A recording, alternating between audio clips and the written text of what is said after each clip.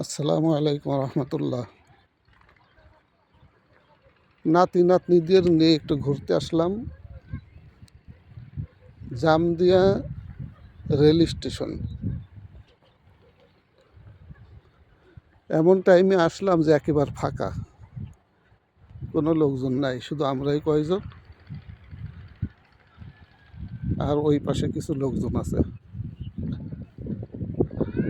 শ্বশুর বাড়ি আসলাম তো,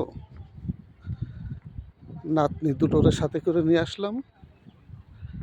তাদের নানিও আছে সাথে, খালা আছে।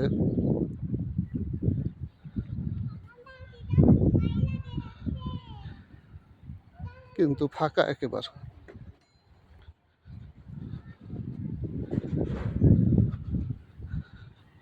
আমার নাতনিগুলো খুব আনন্দ পাচ্ছে। আমার কাছে নাই কেউ, সব আগে আগে।